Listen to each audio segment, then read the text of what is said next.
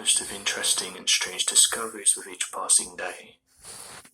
As science constantly advances, and researchers continue to draw closer to the answers they may be looking for, our world becomes a little more peculiar and a little more fascinating as we begin to understand more about it. Although it may seem like the world is getting smaller, scientists have revealed that around 56% of the Earth's surface has not yet been mapped. One place that has a rich history is that of the Mexican culture, especially when it comes to mysterious creatures.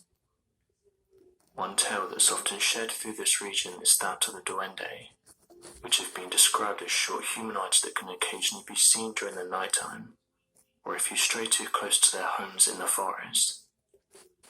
They are seen mostly by children, as they tend to be mischievous and childlike themselves. These creatures were blamed for a lot of strange things happening around one's home. Your missing keys or that important paper that went missing. This has caused some to say that these creatures are playing tricks on you. In most stories they seem fairly harmless, with some even suggesting that you should offer up your first bite of any meal to them, as to keep them on your good side. Other locals have reported that if you get lost in the woods, you can call out to these creatures and they will help you. This seemed to remain true as long as you aren't causing harm. When locals go out to play in the woods, they are warned of the watchers of the woods. They were told to make not too much mischief in the woods, and not to harm any animals for sport, saying that El Duende was always watching, and if they spotted you doing wrong, they would appear to you and take you to their caves deep inside these woods. Oddly enough, in recent years photographs have been taken allegedly showing these mysterious creatures, with those who took the photographs saying that they're difficult to capture, because most of the sightings happen during the nighttime, and the cameras normally struggle to pick them up. However, the photographs do show what appear to be small humanoid-like creatures, matching the overall description that's been given to the duende. Another tale tells of the sleeping El Duende. Settling in for a nap, the creature would rest against a tree, slowly disguising themselves as the clay around them. Children would find small clay statues of the little gnomes throughout the woods, and would end up bringing them home. During the night, they would sneak off back into the woods. When the children awoke and found their figure missing, they knew for sure that they'd plucked one of the small gnomes. Interestingly, although these sound like childish tales, many have come forward with alleged proof of the creature's existence. There have been many sightings, pictures and videos that point to this creature being genuine. Many people, whether they believe in folktales or not, believe in their existence. Some put them in the same category as Bigfoot or Chupacabra. Others believe it to be a cautionary tale to people heading into the woods.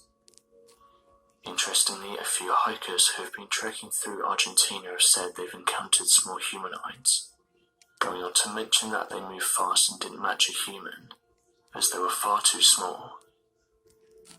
One person shared their story of an alleged encounter with a duende, saying the following: "My name is Branko, and my story details the time that I encountered one of these creatures in the nearby woods.